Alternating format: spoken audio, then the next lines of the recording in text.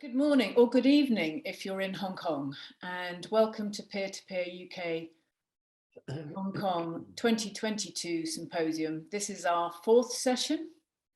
It's titled Artist, Power and Place, and it's an in-conversation event with Rebecca Burns, Chloe Chow, Anna Sellen and Joseph Leung. I'm Sarah Fisher, I'm Director of Open Eye Gallery and one of the peer-to-peer organisers, together with Lindsay Taylor at the University of Salford's Art Collection. And before I hand over to Paul Herman, who's going to chair this session, there are a few housekeeping rules. Firstly, this session is being recorded and it'll be uploaded onto the Peer-to-Peer Exchange website later today, so you can share it with all your friends and relations. Secondly, questions are actively encouraged from the audience, and you can submit these via the chat function, which is largely at the bottom of your screen. Can I ask that everybody from the audience turns their camera and also their sound off? If you can mute yourself initially. And then Paul will bring you in when it comes to the chat session, which will be kind of at the end of the panels, giving a bit of an conversation for about 30-40 minutes first. Thirdly, can I encourage you to share via social media? If you can use the hashtag peer-to-peer UK HK 2020, I'd be very grateful. So now I'm really delighted, I'm so excited by this session, and I'm really delighted to hand over to our fabulous chair, Paul Herman, who is the director of Red Eye. Paul. Thank you so much, Sarah. Thank you, everyone. Hello, hello.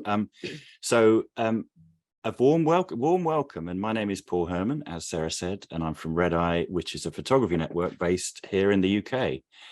So we're here to talk about a project called The Power of Place, which was part of the Peer-to-Peer Festival. And for this project, we looked at two questions.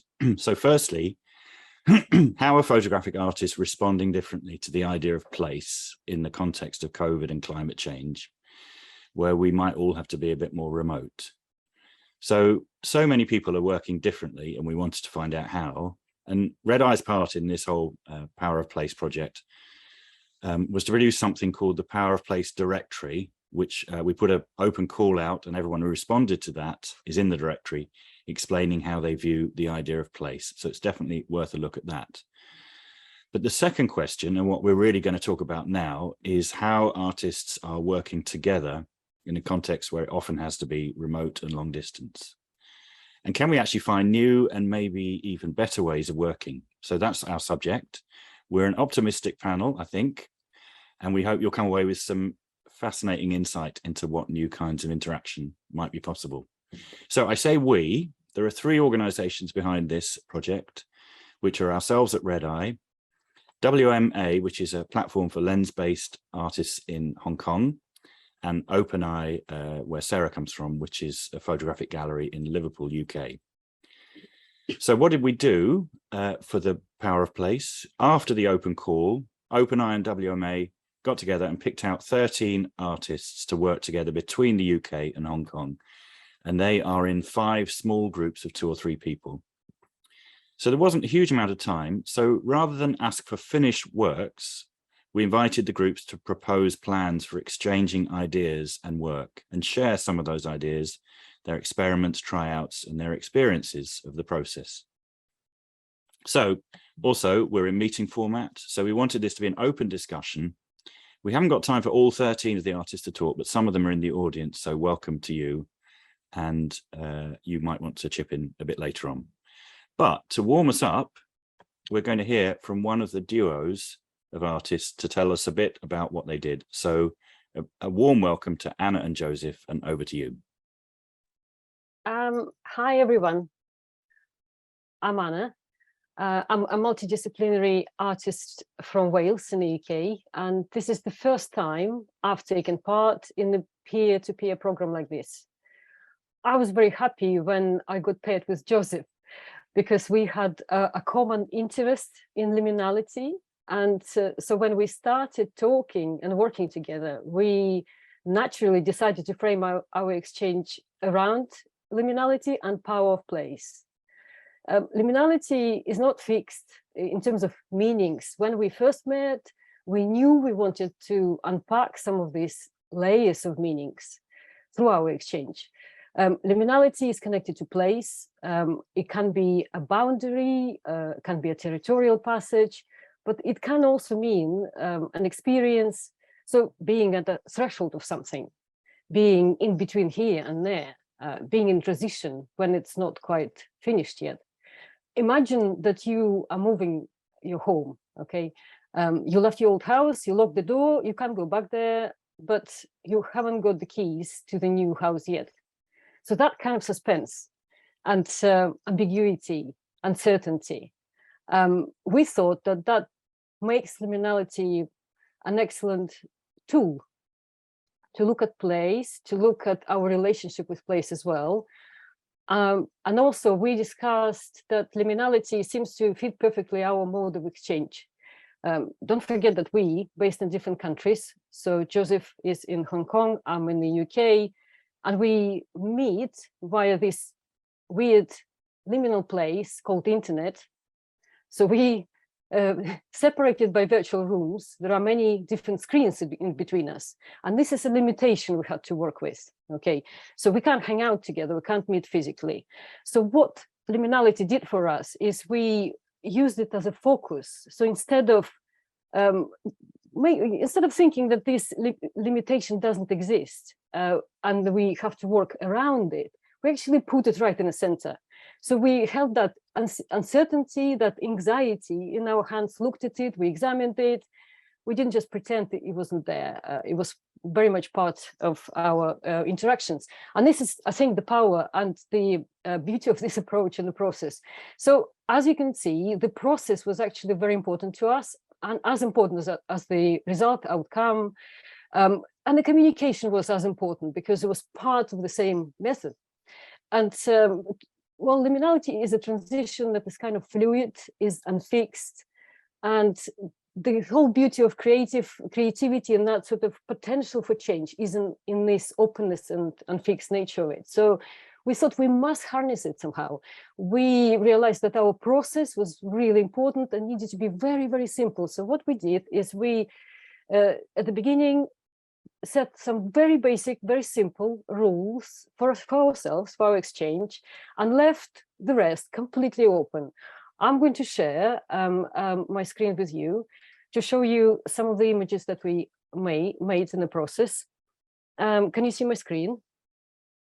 Lovely, thank you. So we agreed to send each other triplets of images and then respond to each image with our work. And so at the end of our exchange, we had 6 pairs of images, a kind of virtual conversation going.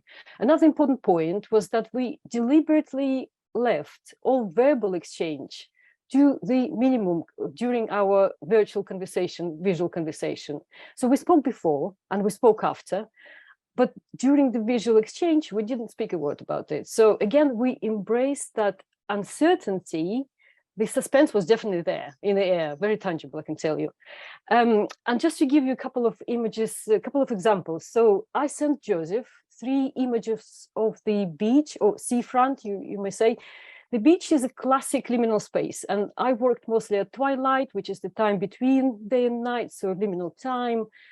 So the beach opens a multitude of meanings. We can start looking at it as a boundary between the land and the sea. But it is also a confrontation between the culture and nature. There's order and chaos in there. So it's not just a physical boundary. It's not just the place. It's our experience of place, experience of change. And Joseph responded wonderfully with these powerful images of different spaces made in different places, but they're full of ambiguity. They create this space in between that we can use to have this conversation, have this discussion. So I think these images for me are not just about the material place, they hold the conversation about the mental place and our mental places as well as sort of physical and psychological. Just to give you one more example, this is our second exchange, and Joseph sent me this wonderful image, which I found really powerful, of a vacant car parking space. So I responded with this image of another parking space. It's a non-place in a different setting near the beach. And I introduced quite deliberately a living thing in this sort of conversation, visual conversation. And for me, it's the question of our experience, human experience, universally. The question is, what is it like to be and to live in that non-place? What is it like to be a non-person in that non-place? What is it like to be somebody between states, nationalities, between different identities? So I think for me, the real value of this exchange is actually that we are able to create spaces or space for conversations like this. I'm going to stop sharing. I think I said enough, and I'm going to give Joseph an opportunity to contribute. Over to you, Joseph. Thank you. Thank you so much for the introduction of what we've done, Anna. It's definitely a great pleasure for me to work with you, and also the whole process for me. It's a very fruitful process, because for me it's actually highly intertwined with what I'm working on personally as well.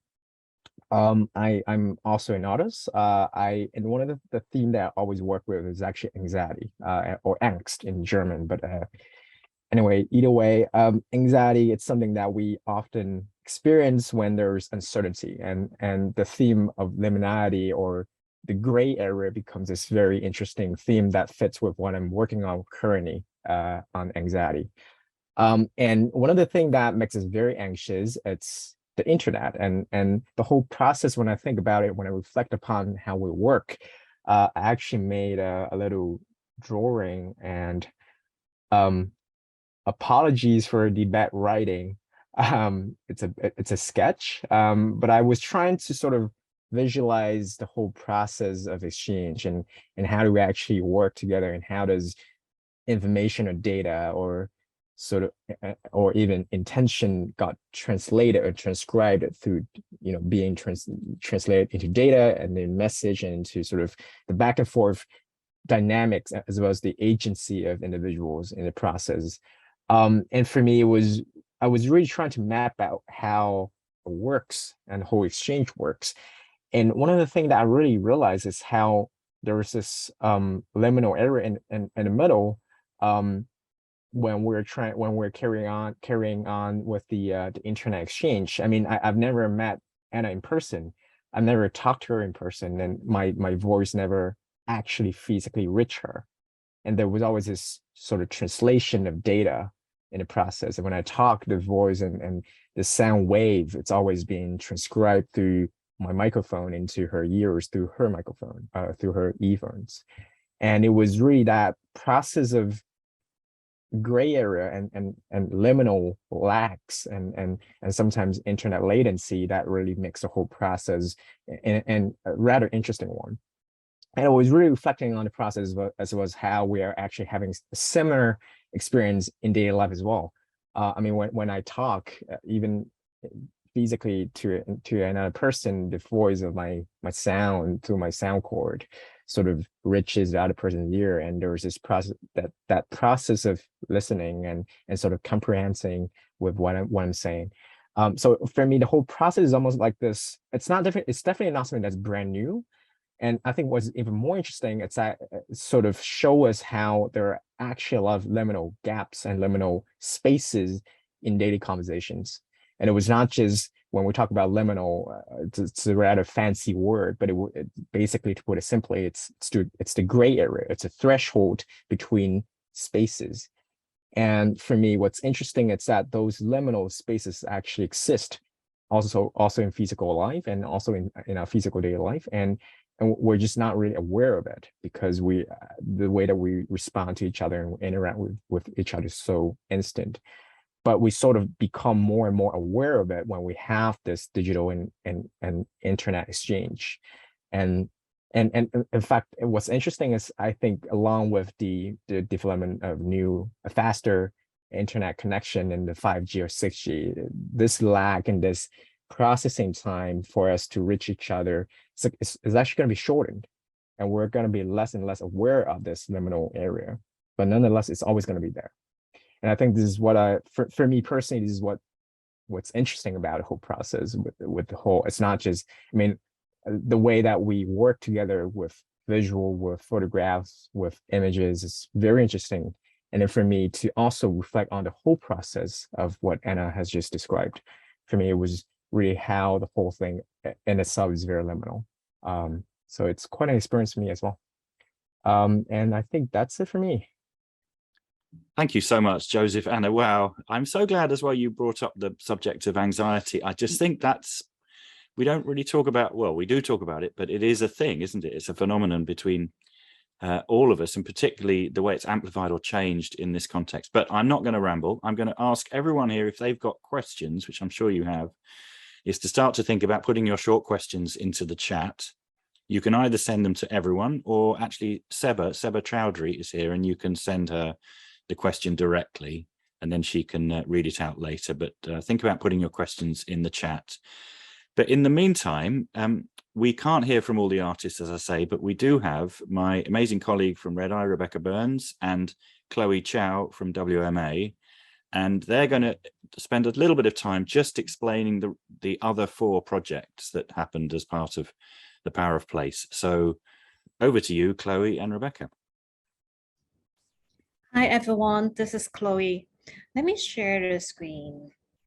Is it working now? Yeah, I think it's working. Great. So thank you. Thank you, Anna and Joseph, for the sharing.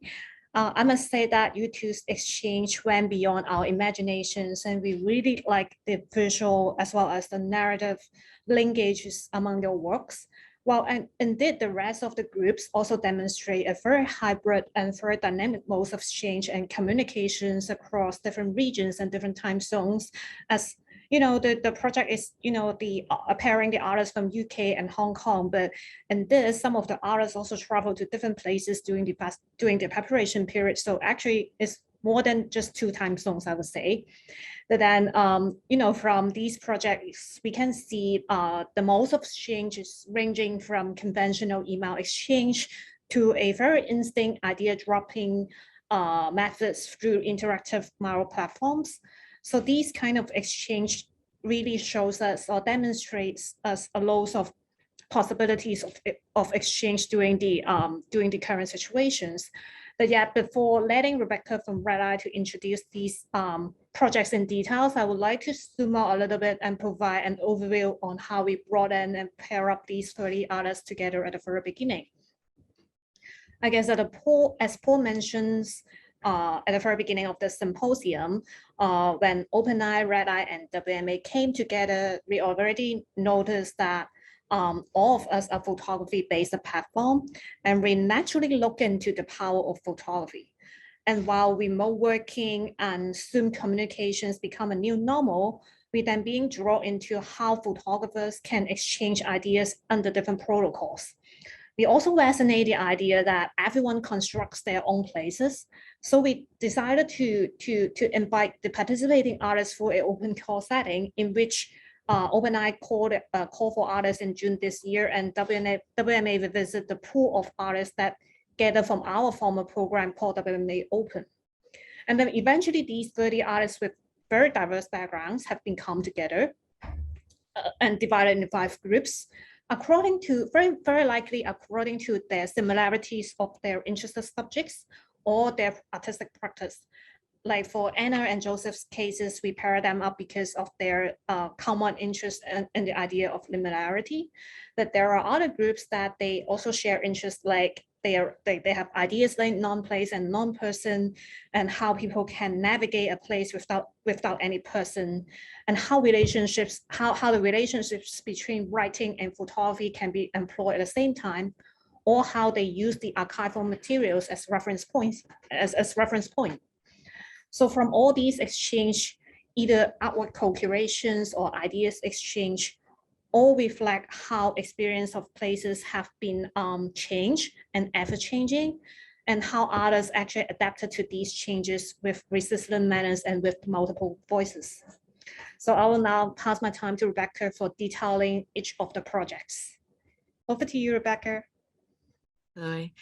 Yeah, so group one was Anna and Joseph, and you've heard from them in detail, which has been extremely interesting, that their experience of liminality and the sense of it was selecting each other's photographs through intuition. So that was a lovely to hear from them as well. And on the website, they have an in-depth video of them chatting a bit more about that, which I would highly recommend checking out. In group two, their project was called Superimposition, and they explored historical, cultural, temporal, and spatial connection between the United Kingdom and Hong Kong through double exposures of objects and spaces. And this project signifies not only the colonial history of the UK to Hong Kong, but also the post-colonial state of these two places. And they focused on the similarity of objects and spaces from these two areas, including streetlights, self-portraits, buildings, construction sites, postboxes, and windows. And they had a step-by-step process for their works, which I think is really interesting. So we could talk you through it a little bit. Step one, both of the UK and Hong Kong artists took photos of their surrounding objects and spaces, and then combining the two through double exposure or even triple exposure. And this was done by sending 3 rolls of film between the UK and the Hong Kong. Step two was they identified the postboxes as the key object that shares the best similarity between the two places. Fong further used photogrammetry, a technique measuring device that uses 2 photographs as the fundamental measuring medium, to generate 3D models of the 2 postboxes, and again overlaid them to create a merged version that ambiguously connects the 2 places. I find that quite confusing, but the actual result of it is the 2 on the bottom right. And step 3, the exchange of addresses, how the representation of an object or a place could be manipulated through interplaying the photo techniques that were meant to be precise and actual when designed for usage. And we have a quote from the group that says, "We shot 2 postboxes which were similar in shape, one from Hong Kong and one from the UK. By shooting many photos of them, we created 2 3D models out of these photos. What we did next to transform the UK postbox to the Hong Kong one, as well as the other way around. And it was because they wanted to capture the tiny differences between the 2 postboxes. As a result, they created 2 fake postboxes that audiences can hardly recognize to highlight the ambiguity of them. And they rendered all 4 models into white so that the audience can never tell the real identities of the postboxes. Besides, they also noticed the Hong Kong government recolored the postboxes into green and purple to acknowledge the new sovereignty in Hong Kong, and then extracted these colors from the postboxes and blended the 2 palettes to create 3 abstract graphics. All of these aim to reflect the historical relationship between the UK and Hong Kong. Moving on to group 3, theirs was called 3 Places in a Moment of 90 Seconds. How do you get to know someone without physically talking to him or her? The exchange started off by finding online images that related to the artist in hope that there would be understanding of where the artist grew up and who they belong to. They used the platform Miro to show their previous works, comment and leave feedback on each other's works, pull quotes from movies and books that inspired them, and miscellaneous writings. Terry from the group explored archives from Coventry in the UK, and Emma explored Hong Kong archives. They began their conversations about time zones and the idea of the moment, which is roughly 90 seconds long. One of the artists, Edwin, would be traveling to Poland during the exchange, so the group's exchange was taking place across 3 time zones. The group then decided on a time to meet, and each of the artists made a response within a 90-second time frame, conveying the strong sense of immediacy. They didn't talk about the themes so that each response would be unique and only revealed once uploaded to the Miro board. The board gave the artist a space to reflect on their own works as well as each other's, sharing fragments of moments with one another, creating a sense of togetherness. Through a visual interactive platform, they exchanged their concepts, works, and inspirations. This call and response collaboration made them work simultaneously in 3 different places, bound by time and conscious connection across 3 different time zones. Moving on to group 4, their project was called RE Home. And this group explored how the sense of home could be built and accumulated through images and texts. Their exchange evolved into an ongoing conversational thread about the topic of home. Their conversation combined written email messages and photographs, archival and new, and often took on a diary quality. They also met virtually a few times and produced a short video containing excerpts that touch on some of the topics that they discussed in their letters. Their conversation confirmed the idea of home being quite complex and that it can encompass both positives and negatives.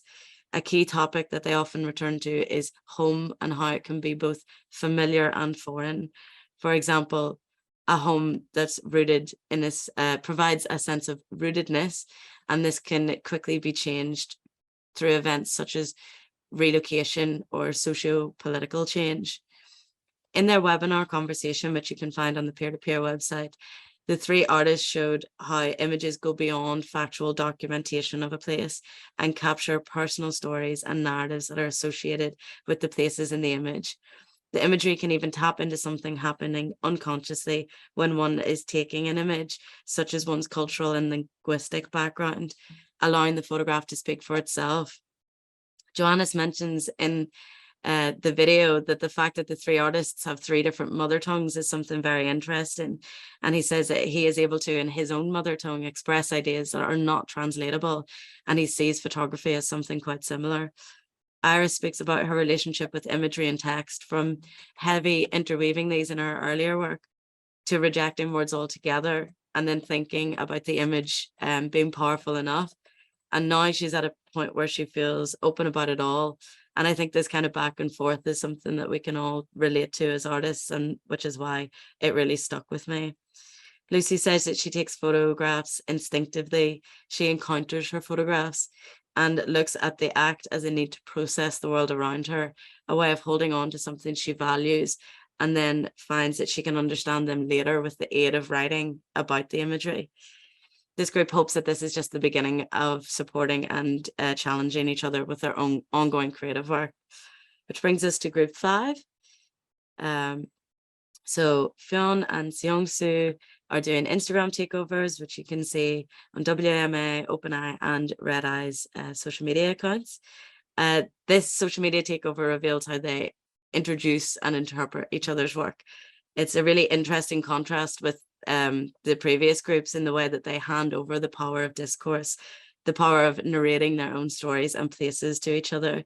Such handovers, interestingly, offer alternative observation and insight, which is more objective and more focused on visual analysis or how images have been produced. It opens up the discussion on how the interpretation and imagination of a place could be shaped. And that's all from me. Thank you. Oh, great stuff. Thank you very much, Rebecca and Chloe. So interesting. And I'm really getting the sense from you talking about this exploration of the space between all of us. So it's lovely to start with Anna and Joseph's project, because it was so directly about that sort of liminal kind of threshold space. So like I say, we'll throw it open in a moment to everyone to ask questions, but there's a few questions for the people who are on the panel that we're just going to talk amongst ourselves for a few minutes. But like I say, if you've got a question, pop it into the chat, and I think send it to Seba, I think, if you've got the option to do that.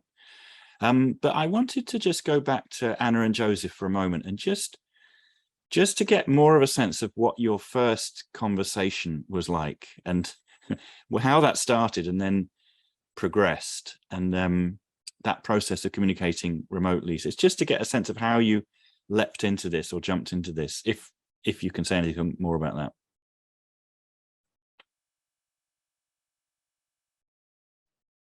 Well, I think I was actually very keen to start chatting to Joseph as soon as as I knew that we were working together, because this was my first time to work with somebody on liminality.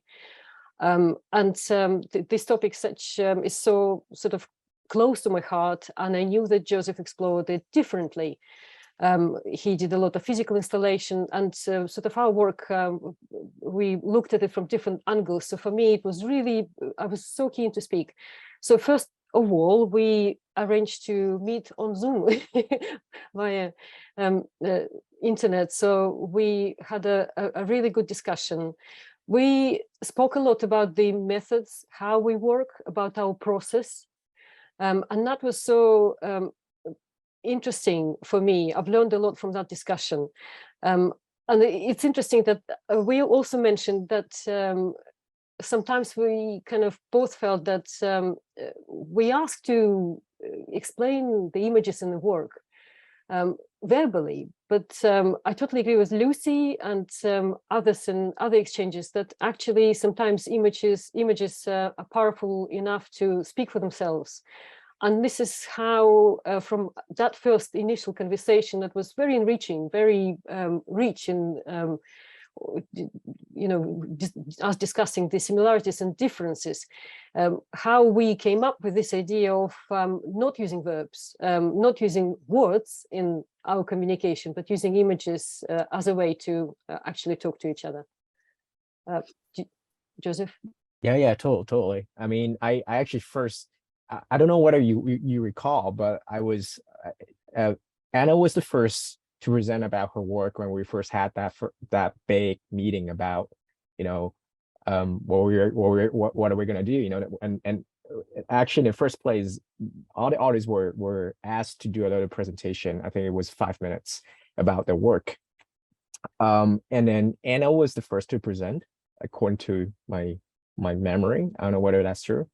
And she was working with a lot of she worked on a project about a tunnel, a bunker, and that was a time when I was really, I was listening. The project was very intriguing, and I was also thinking about my own project of sort of documenting places that feels liminal, as well as what the topic that we had today was the power of place, and what I was thinking is the power of non-place. And for those who know about the idea of non-place, it was the idea that there are spaces in between places that we actually associate with. For example, there are parking lots that are not exactly a place because there are a lot of movements. There aren't a lot of things that we can associate with, but nonetheless, they are actual physical places. So I was really getting into the idea of non-place, and that sort of echoes with what Anna has done with the tunnels. And I sort of remember we actually had this sort of private direct message on Zoom when we were having the presentation, and that was the first time when I said, and we both said it would be cool to sort of work with each other. And then later on, when Red Eye and WMA and OpenEye asked us to sort of throw in ideas of what do you want to do and who do you want to work with, it was just very intuitive for me to sort of pick Anna as sort of my potential partner in this project. And that's just how it came together, I guess. And then from that, one of the idea that we had actually before the photo exchange format that we have right now was actually for me to also study the bunkers in Hong Kong, which would then echo with what Anna has done. But that would, because of the tight schedule, we didn't actually get to dig in deeper into that. But the whole process was more of for me, it was very intuitive to sort of work with Anna because her topic of liminality as well as what I'm doing personally. And yeah, that's it. I guess I hope that answered your question, Paul. Yeah, no, it's good to get it right. But thank you very much. Yeah, and I spoke, and there's a few questions coming in through the chat, which we'll come to in a few minutes. But I just wanted to ask Rebecca and Chloe just almost that same question, but about your experience of the communication between the photographic artists. What from your sort of slightly. So just to explain, Rebecca was sort of coordinating the whole project, and Chloe was sort of curating. Can I say curating it? I'm not sure if that's quite the right, but producing it. But, oh, sorry, Chloe, you better tell me exactly what the right description is, but go on. Well, Well, I don't know if curating is a right word because we, at the very beginning, we decided to leave a huge room of flexibilities for the artists to find the ways that they want to exchange, as well as finding the subject matters that they want to address.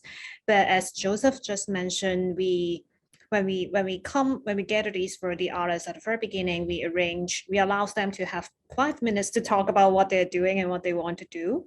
And then obviously there are some overlapping in between on whether which partners that they want to part with or which areas that they want to focus with. In the end, we pair them up according, as I mentioned before, according to the similarities of their works or their practice. But then one question that always come to my mind is whether the exchange would be more excited by partnering people with different interests or partnering with people that have share similar interests. I guess that's the constant questions that comes back to my mind. But I think in the end, yeah, I think in the end, even these people are partnering together according to their similarities. What comes up is very different. So it's still kind of like things that are still kind of like fascinating. Paul, can I respond to Chloe just a little bit, add a comment? I think it is an interesting question about similarities and differences and what the outcome would be. I'd say from my perspective, I was absolutely delighted to be working with Joseph. And it's interesting that my intention and keenness to work with him was intuitive, and our way of working was intuitive as well. So I also see it as a part in the much longer process. I don't think, and I hope our communication won't stop here and our exchange won't stop here. It is just a small part of what started way before with my studies of the tunnel and Joseph's work on anxiety. It's contributing to our learning, and we're taking it even further. So we're not sort of thinking about producing new work just in these few weeks. We're thinking further on. So I think for us, you've linked us together, and I think it's a very valuable connection. It's interesting that this exchange program is actually the whole core of it is about exchanging art. Art is the most beautiful gift you can give to anyone.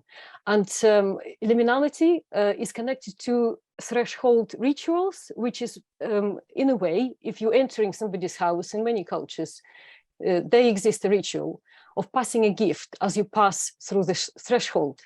And I think for us, for our exchange, it worked beautifully because we are passing this gift of images to one another, and hopefully we'll take it into the future. So I think you created a link by putting us together with our shared interest. I think you created a link which is much more valuable than just these few weeks of interaction, if you know what I mean. So thank you for this. Thank you very much.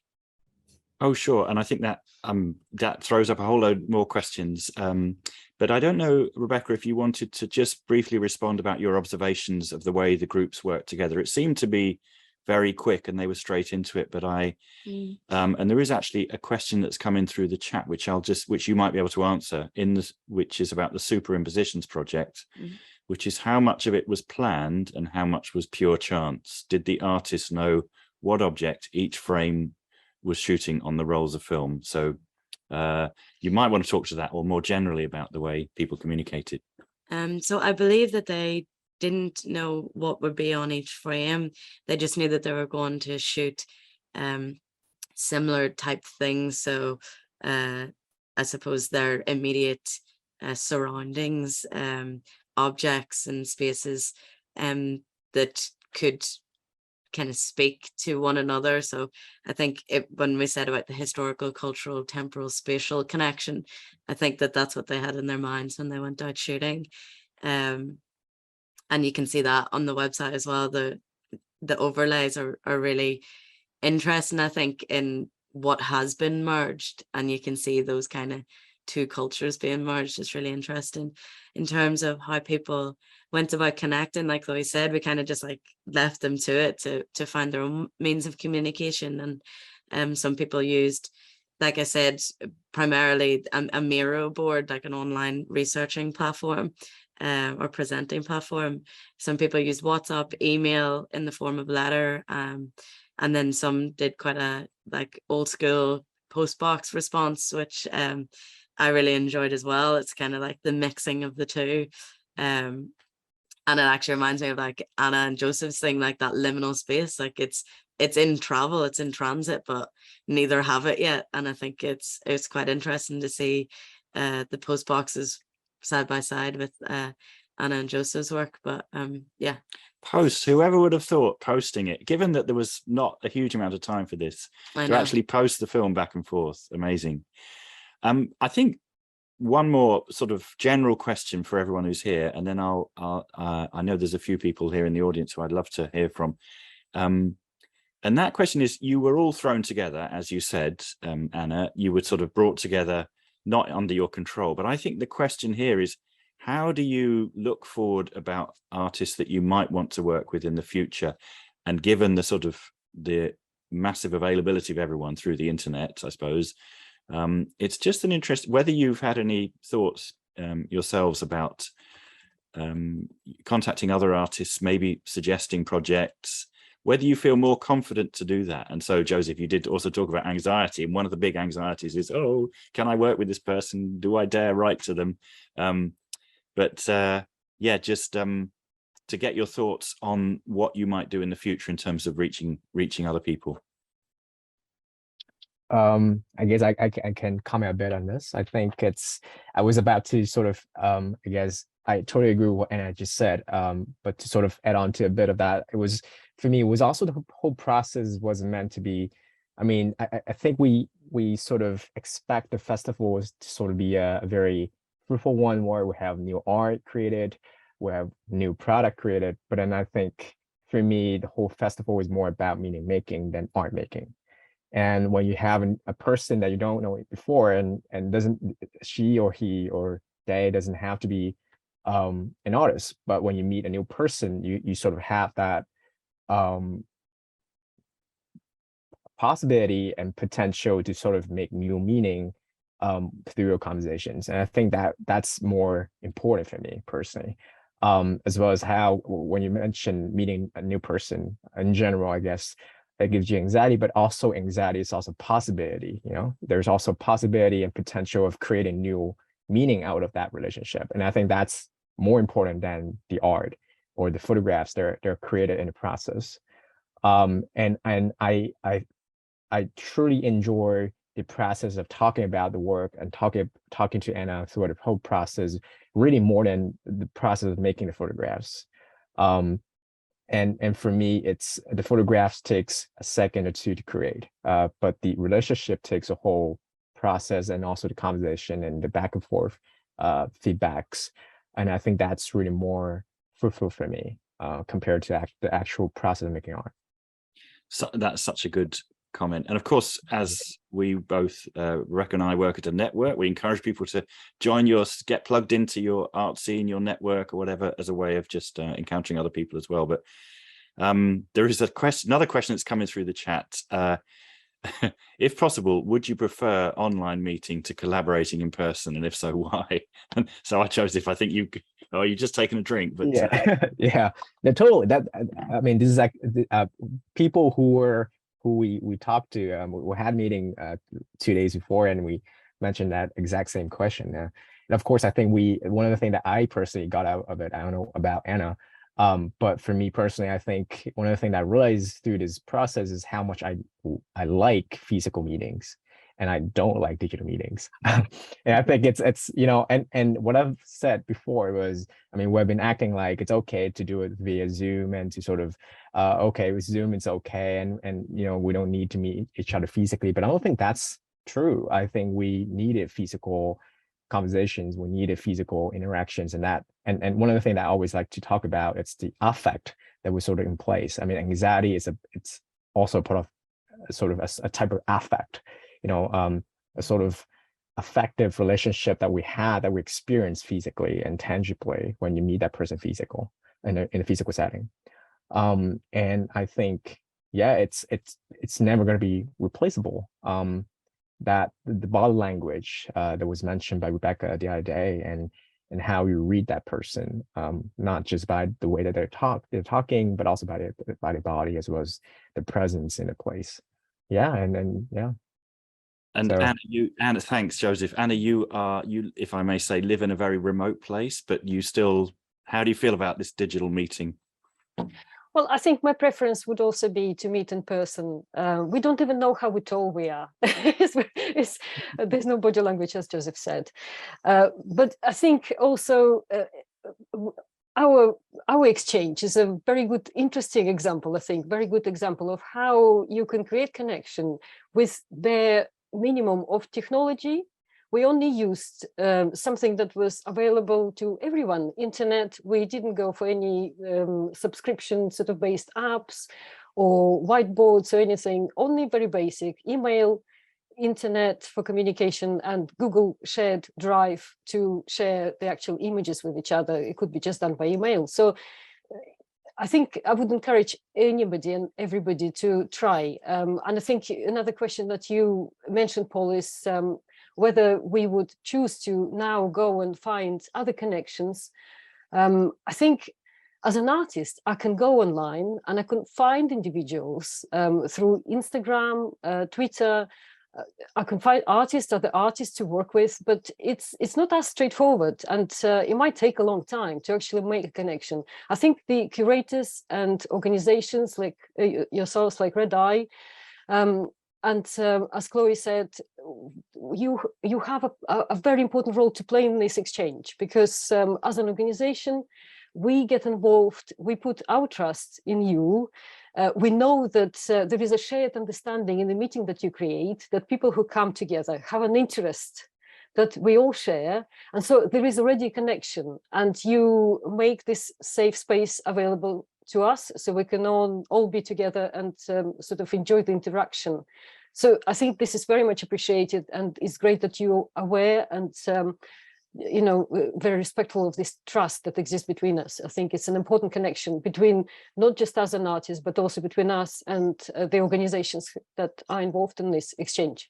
It's such a good point, and we are so aware of this need for a safe space, and Rebecca and I are actually looking at a sort of Red Eye Connect program, which will hopefully start later in the year, where that is taken one stage further, but in a kind of safe and supportive way. But I'm going to suggest that we've got about 12-13 minutes left, that everyone can turn their cameras on if they want. And we have Emma Lambert, who's here actually from the 90 Second Project. And I just wanted to see if Emma can unmute yourself, because it was the project 3 Places in a Moment of 90 Seconds, just to get a bit more, because you really took it to an extreme, those 90-second meetings and that sort of, you know, completely different approach. Did you want to just say just a couple of words about that and how that experience was for all of you? Yeah, well, I'll kind of say a little bit about where that came from initially, and then the experience. I kind of found out a few years ago.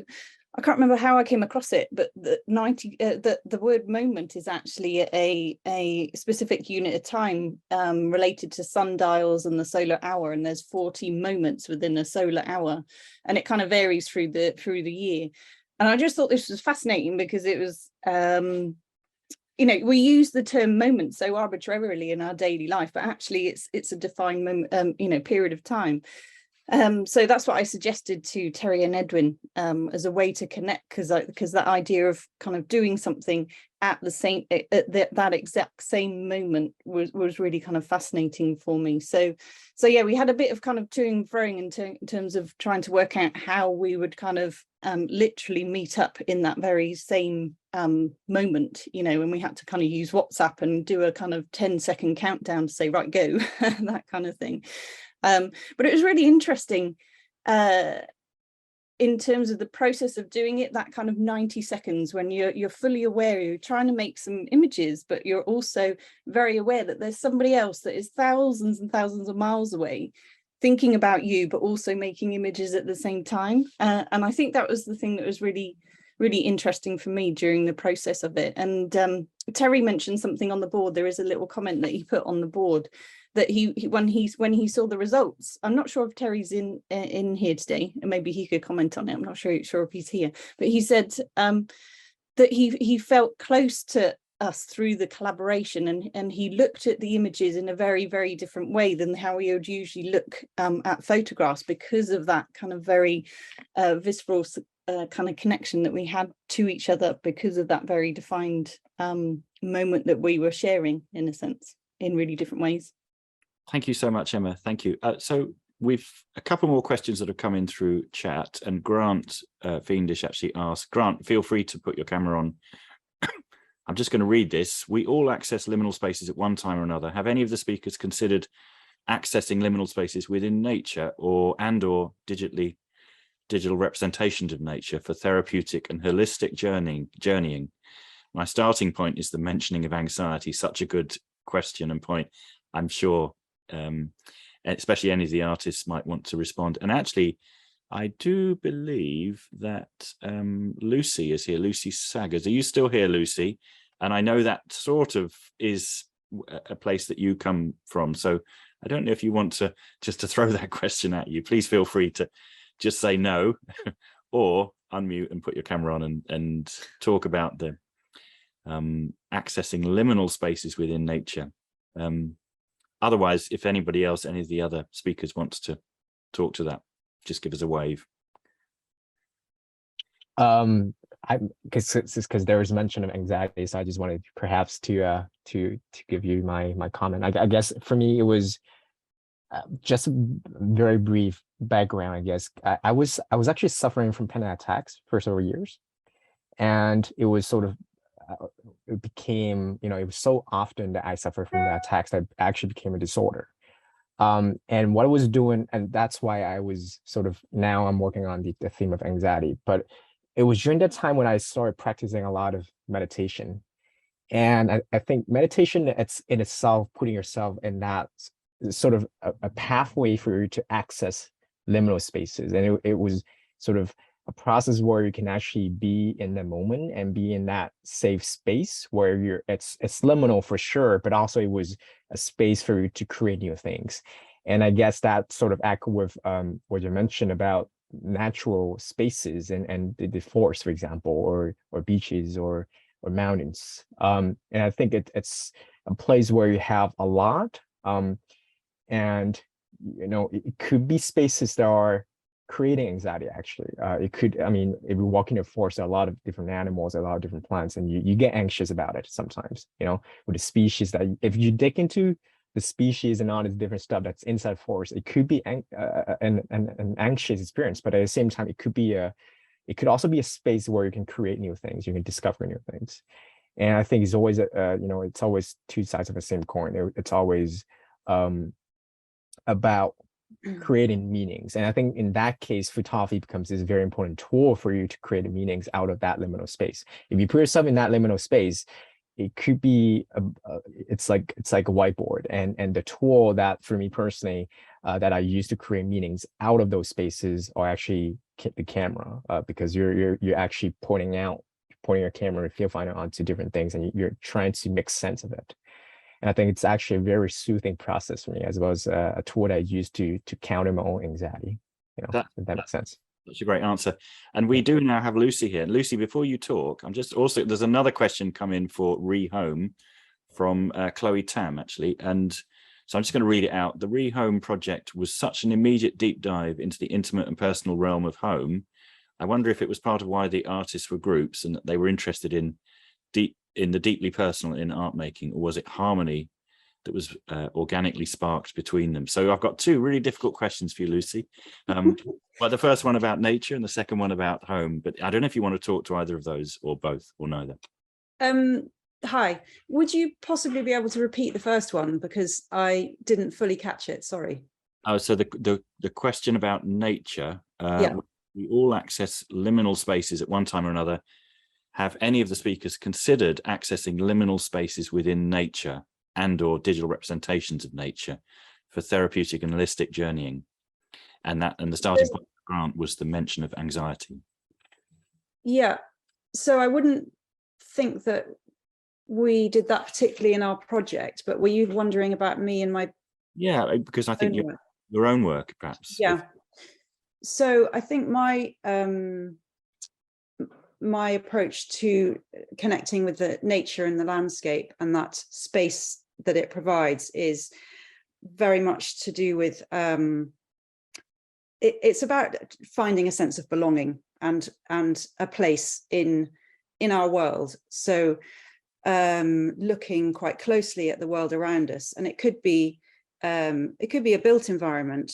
I happen to live in a remote area and in a village surrounded by hills. So it's, for me, over the past 10 years of taking pictures, it's been about getting really closely to know the landscape around me and the built and the wilder landscape, and looking at that, revisiting the same places, getting to know the light and all the kind of moods and phases, and looking at how other people around me connect as well with that space and place, to give me a sense of where I fit in that community. And when I say community, I kind of also mean the landscape, if that can make sense. So for me, it's my photography, I think, all is based upon probably trying to find that sense, explore that sense of belonging and how I fit in. What was I going to say? I had a thought and it's disappeared. Don't worry, it'll come back. And I'm Yeah. to talk about the sort of the other question, which is about home and the intimate personal realm of home. Yes. So with just the thought about belonging is, for me, it's all about knowing my place and being known by the people around me. That is to me the kind of definition of belonging, and ultimately I feel like that's kind of what home is. So with regard to the work that Johannes and Iris and I did, I certainly felt very drawn to their presentations when we did that first 5-minute presentation from everybody in the group, and yet we all came from very different backgrounds. But for me, that was just so interesting.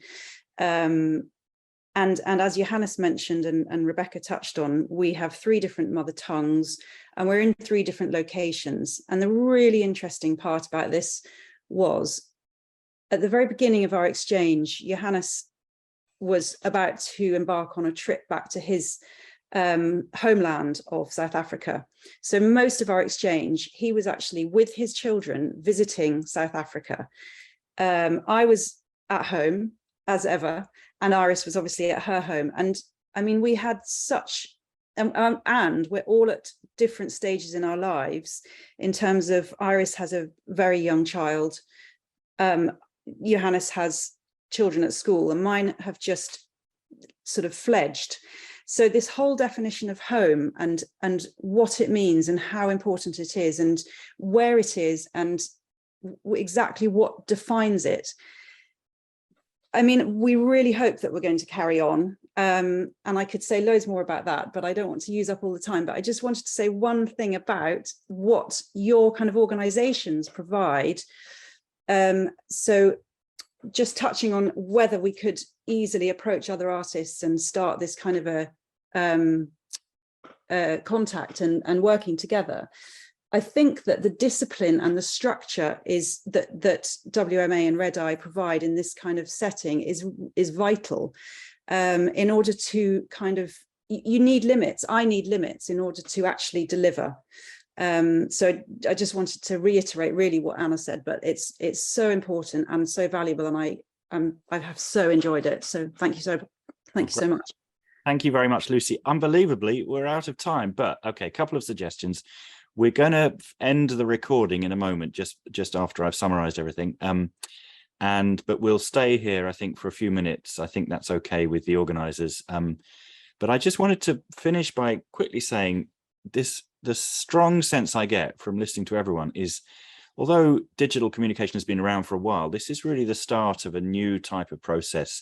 And people have been exploring just the sort of aspects of what it is to communicate before the idea of making art, and they've made great works in the process, but I think it's so interesting to hear how people are starting to explore, find new people, meet, link up, and so on. So we might be able to chat about that after we've switched the recording off, but I just want to say a massive thank you to everyone for coming today, to all 13 artists, to my colleagues at WMA and OpenEye, and of course my colleague Rebecca at Red Eye, and Rosie and everyone else.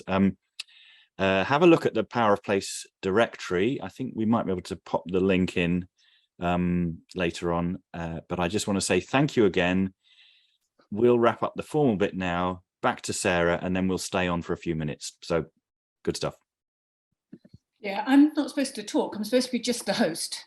So I'm not supposed to talk about it, but I just wanted to say before we go that this has been one of the most fascinating experiments. And I know you don't want to be within an experiment, but from our point of view, as organisations, just thinking about how we work globally in a world where the climate agenda and the climate crisis means that we are going to be travelling less, and we should be travelling less.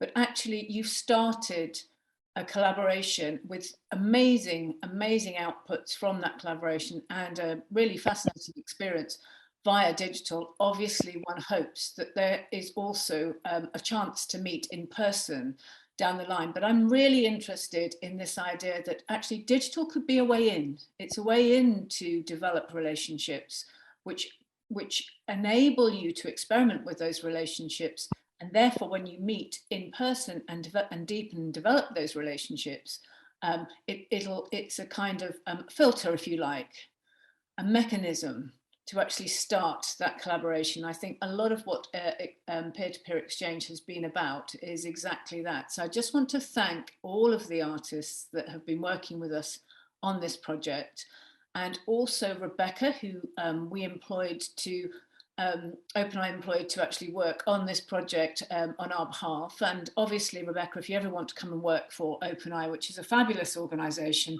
no, feel free. But I'm going to close the session now. But thank you so much to all of the artists, to WMA and Red Eye for this amazing project that you've developed.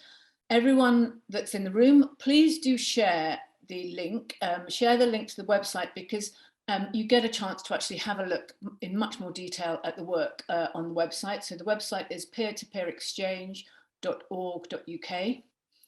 And also do visit the website to have a look for the events that are coming up, the new symposium events.